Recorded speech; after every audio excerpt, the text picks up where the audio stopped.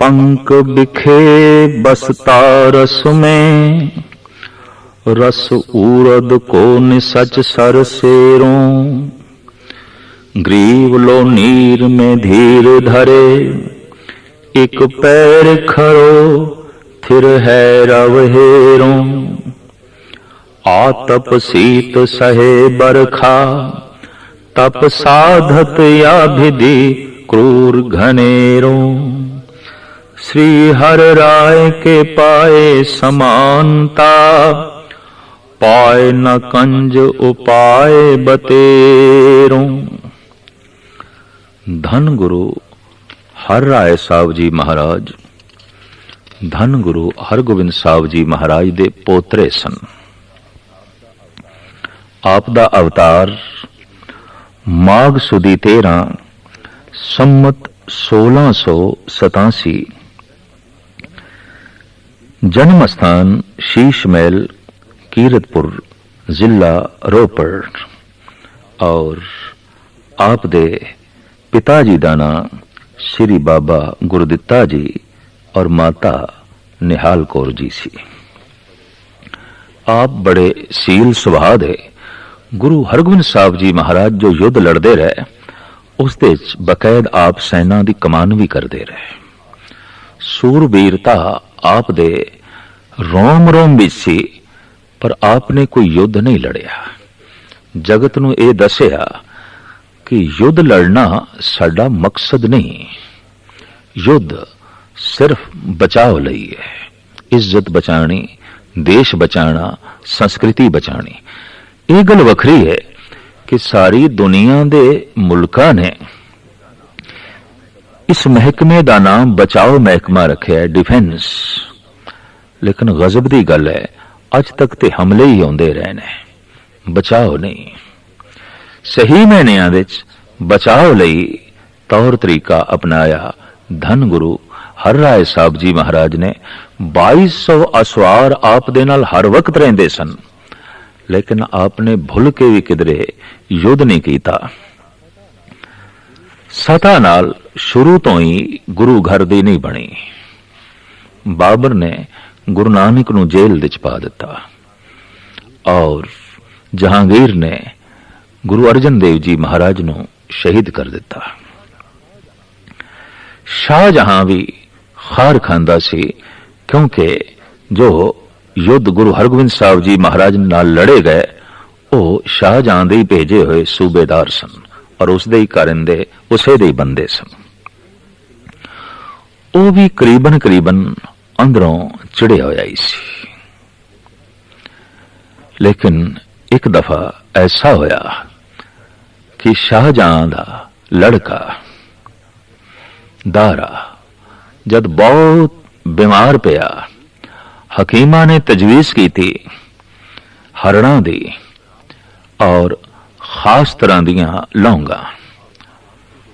वो सिर्फ आप जी दे ही तोशे खाने सन। उस वक्त रहम दिल कोमलता दे मालिक धन गुरु हर राय साहब जी महाराज ने ये वस्तुआं, ये हरणां, ये विशेष लौंगा आपने दे दितियां। हकीमा ने दवाई बनाई और दारा राजी हो गया। इत्थों पता चल रहा है कि अंदरों दुश्मनी नहीं सी सता नाल, सताधारियां नाल। सता दी कुरीति नाल नफरत है, क्योंकि कुरीति नूं अगर दूर ना कीता जाए तो राजनीतिक कुरीति धर्म नूं भ्रष्ट कर देंदी है, समाज नूं भ्रष्ट कर देंदी है और इसे तरीके नाल मुल्क नूं खेरू खेरू कर देंदी है।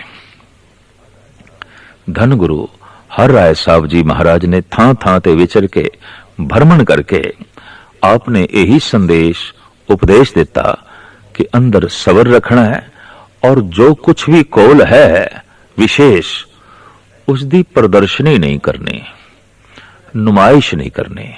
अक्सर ऐसा होता है कि मनुख जो कुछ नहीं है वो अपने आप को प्रगट करता है और जो कुछ है उसते पर्दे पांदा है। सतगुरु ने कहा जो तू नहीं है वो तू प्रगट ना कर और जो कुछ तू है इसते पर्दा भी ना पा। क्यों? पढ़दियां पांदियां पांदियां तेरी शक्ति, तेरा समा जाया होएगा और इस तरीके नाल प्रभु दी निगाह तू पखंडी होवेगा। ईश्वर दी दृष्टि च तू पखंडी होवेगा, पखंडी ना बन। और जो तू नहीं है वो प्रगट भी ना कर, हंकारी भी ना बन, पखंडी भी ना बन। ਇਹ ਸਤਿਗੁਰੂ ਦਾ ਮੂਲ ਉਪਦੇਸ਼ ਸੀ। ਇੱਕ ਦਿਨ ਆਪ ਦੇ ਚਰਨਾਂ ਵਿੱਚ ਸਿੱਖਾਂ ਨੇ ਬੇਨਤੀ ਕੀਤੀ, ਪਾਤਸ਼ਾਹ ਪਾਠ ਕਰੇ ਹਮ ਨਿਤ ਗੁਰਬਾਣੀ, ਅਰਥ ਪਰਮਾਰਥ ਕਿਛੂ ਨਾ ਜਾਣੀ, ਜੋ ਮਾਰਗ ਗੁਰ ਸ਼ਬਦ ਬਤਾਵੇ, ਸੋ ਹਮ ਤੇ ਨਹੀਂ ਜਾਤ ਕਮਾਵੇ। ਸਾਹਿਬ ਅਸੀਂ ਅਰਥ ਬੋਧ ਤੇ ਜਾਣਦੇ ਨਹੀਂ, ਸਿਰਫ ਗੁਰਬਾਣੀ ਪੜ੍ਹੀ ਜਾਂਦੇ ਆ, ਪੜ੍ਹੀ ਜਾਂਦੇ ਆ, ਇਹਦੇ ਨਾਲ ਸਾਨੂੰ ਕੀ ਲਾਭ ਹੋਵੇਗਾ? ਤਾਂ ਆਪ ਉਸ ਵਕਤ ਚੁੱਪ ਰਹਿ ਗਏ। ਪ੍ਰਸ਼ਨ ਕਰਤਾ ਨੇ ਇਹ ਸੋਚ ਲਿਆ ਸ਼ਾਇਦ ਸਤਿਗੁਰ ਜਵਾਬ ਨਹੀਂ ਦੇਣਾ ਚਾਹੁੰਦੇ ਜਾਂ ਜਵਾਬ ਹੈ ਹੀ ਨਹੀਂ। ਪ੍ਰਸ਼ਨ ਕਰਤਾ ਵੀ ਸਤਿਗੁਰ ਦੇ ਨਾਲ ਚੱਲ ਪਿਆ ਬਾਹਰ ਸੈਰ ਕਰਨ ਨੂੰ। ਨਾਲ ਹੋਰ ਸਿੰਘ ਨੇ। ਰਸਤੇ ਵਿੱਚ ਇੱਕ ਐਸੀ ਡੋਲੀ ਮਿੱਟੀ ਦੀ ਟੁੱਟੀ ਹੋਈ ਸੀ ਘੜੀ, ਜਿਸ ਦੇ ਵਿੱਚ ਘਿਓ ਰੱਖਿਆ ਗਿਆ ਸੀ ਔਰ ਉਹ ਥਿੰਦੀ ਸੀ ਔਰ ਉਸ ਨੂੰ ਟੁੱਟਿਆ ਗਾਲਬਨ ਕਈ ਦਿਨ ਹੋ ਗਏ ਸਨ। ਸਤਿਗੁਰਾਂ ਨੇ ਉਹ ਠੀਕਰੀਆਂ ਦੇਖੀਆਂ ਜੋ ਥਿੰਦੀਆਂ ਸਨ। ਪ੍ਰਸ਼ਨ ਕਰਤਾ ਨੂੰ ਕਹਿਣ ਲਗੇ, ਰਹੀ ਚਿਕਿੰਤਾ ਠੀਕਰੀ ਮਾਹੀ, ਤਿਉ ਗੁਣ ਰਹੇ ਬਾਣੀ ਮਨ ਮਾਹੀ। ਜਿਵੇਂ ਕਿਸੇ ਵਕਤ ਘਿਓ ਰੱਖਿਆ ਗਿਆ ਤਾਂ ਵੀ ਚਿਕਨਾਈ ਇਸ ਠੀਕਰੀ ਨਾਲ ਲੱਗੀ ਹੋਈ ਹੈ, ਭਾਵੇਂ ਘਿਓ ਕੱਢ ਦਿੱਤਾ ਗਿਆ, ਭਾਵੇਂ ਘਿਓ ਨਹੀਂ ਹੈ। ਐ ਸਿੱਖੋ, ਭਾਵੇਂ ਅਰਥ ਨਹੀਂ ਜਾਣਦੇ ਪਰ ਇਤਨਾ ਵੀ ਖਿਆਲ ਹੋਵੇ ਕਿ ਗੁਰਬਾਣੀ ਪੜ੍ਹ ਰਹੇ ਆ, परमात्मा दी सौगात, परमात्मा दा अलहाम, ओदे बचन पढ़ रहे हैं, तो इतना भी जिहड़ा ख्याल अंदर बनेगा ये भी हिरदे नूं कोमल करेगा, ये भी हिरदे नूं थिंदा करेगा, ये भी जो है गुरबाणी दा अपना असर ते प्रताप छोड़ेगा। आप दे दो साहिबजादे सन, बाबा राम राय ते धन गुरु हरकृष्ण जी महाराज। जिथे धन गुरु हरकृष्ण जी महाराज बालक होंदे होया भी संजमी, सुशील, दूर दृश सन, उथे राम राय भी तरह तरह की कला दे निपुण सी। बादशाह ने सतगुरां नूं दिल्ली जद सदया तो आपने सियाणा समझ के, सूझवान ते दूरदृश समझ के बाबे राम राय नूं भेजिया। बादशाह करामातां वेखना चाहता सी। शाहजहां दी बीमारी तो बाद औरंगजेब गद्दी ते विराजमान हो चुकिया सी और इसे दा ही सद्दा गुरु हर राय साहब जी महाराज नूं आया। राम राय नूं औरंगजेब ने आखिया, कुछ करामातां दिखा। गुरु नानक दे घर दियां करामातां की ने? बड़ी सुनी है गल गुरु नानक दी, बहुत वड्डी महिमा सुनी है गुरु अर्जन देव जी दी, तो कुछ करामातां दसो। कहंदे ने शाही रोब दाब दे अधीन बाबा राम राय हो गए और इन्हां ने नाम सिमर के बंदगी करके ते सतगुरु दी हजूरी दे च रह के जो शक्तियां प्राप्त कीतियां सन, करामातां दे रूप विच दिखाणियां शुरू कीतियां। इतिहासकार लिखदे ने आपने 72 करामातां दिखाईयां। औरंगजेब दे मन ते बहुत वड्डा प्रभाव पिया और उन्हें सभा दे च बकायदा बैठण लई एक कुर्सी भी दित्ती। लेकिन मन दे च एक ईरखा रखदा सी कि ये शक्तियां किधरे मेरी राज सथा लई खतरा ना हो जान। ये शक्तियां किधरे गुरु अर्जन देव जी महाराज दा बदला ना लैन, गुरु हरगोबिंद साहब जी महाराज दा बदला ना लैन, क्योंकि गुरु अर्जन देव जी महाराज नूं शहीद किया गया ਤੇ ਗੁਰੂ ਹਰਗੋਬਿੰਦ ਸਾਹਿਬ ਜੀ ਮਹਾਰਾਜ ਨੂੰ ਜੇਲ੍ਹ ਦੇ ਚ ਪਾਇਆ ਗਿਆ। ਇਹ ਈਰਖਾ ਵੀ ਰੱਖਦਾ ਸੀ।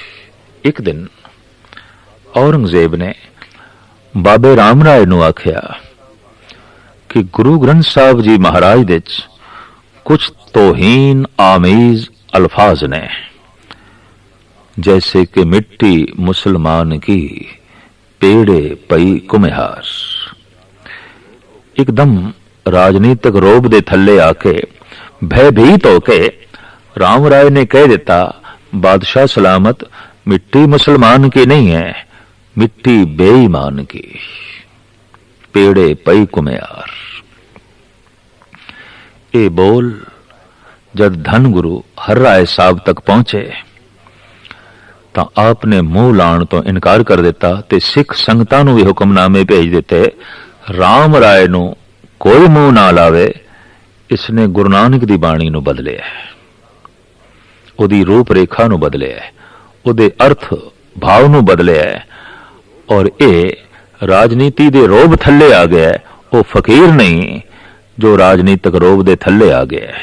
फकीर ते वो है जिहदे जेर असर राजनीति चले, फकीर वो नहीं जो राजनीति दे जेर असर हो जाए।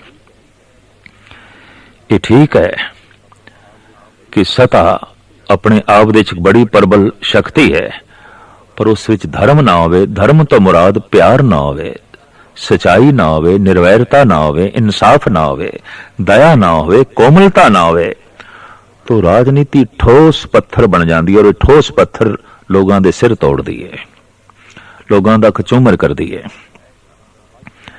और ऐसा अज तक समूह संसार विच होंदा रहा है। गुरु हर राय साहब जी महाराज ने आखिर एक गद्दी धन गुरु हरकृष्ण जी महाराज नूं बख्शिश की थी, जिन्हां दी आयु सिर्फ 5 साल दी सी। राम राय नूं चिड़ होनी कुदरती सी। पिता दे इस फैसले तो बहुत औखे होए भी ये मेरे नाल अन्याय होया है, ये मेरे नाल द्रोह होया है, और बकायदा गुरु होने का दावा किया। पहले अर्जी दिती औरंगजेब नूं कि गुरगद्दी मैनू दिलाई जावे। हुण कौन दसे राम राय नूं गुरगद्दी ते प्रभु की तरफों मिले उही गद्दी आउंदी है, ते जिस गद्दी नूं राजा दिलावे, एक बादशाह दिलावे, वो गद्दी धर्म की गद्दी नहीं होवेगी, वो सच का सिंघासन नहीं होवेगा। लेकिन अर्जी दिती, पहले ते औरंगजेब टाल मटोल कर गया, ते फिर उसने गुरु शक्ति नूं और गुरगद्दी नूं नेस तो नाबूद करने लई राम राय नूं तकवीयत देनी शुरू की थी। उसने बहुत वड्डियां जगीरां राम राय नूं दित्तियां ताकि शक्तिशाली बने और एक भिरा लई धोखी बने, और इस तरह गुरगद्दी नष्ट होवे। गुरु हर राय साहब जी महाराज दा सिख संगतां दा बहुत वड्डा असर होया। पंजाब दीयां सिख संगतां ने राम राय तो मुंह मोड़ लिया, लेकिन फिर भी बचियां कुछियां करामातां दे आसरे ते ये भोली भाले जनता नूं लोकां नूं अपने काबू दे करदा रहा, और इस तरीके दे नाल अपने गुरु होण दा प्रचार भी करदा रहा। साहिब श्री गुरु हर राय साहब जी महाराज संगतां नूं सुचेत करदे रहे, सावधान करदे रहे, गुरबाणी नाल जोड़दे रहे और गुरबाणी दा प्रचार करदे रहे। अखीर नूं कत्तक वधी 9 संमत 1718 नूं आप कीरतपुर साहब विच ज्योति जोत समा गए, जिथे आप जी दा अंतिम संस्कार होया। गुरुद्वारा पातालपुरी मौजूद है। सिख रवायत दे मुताबिक तमाम सिख जगत दे फुल अस्थियां पातालपुरी विच प्रवाह कीतियां जांदियां। यह स्थान गुरु हर राय साहब जी महाराज दा अंतिम स्थान है।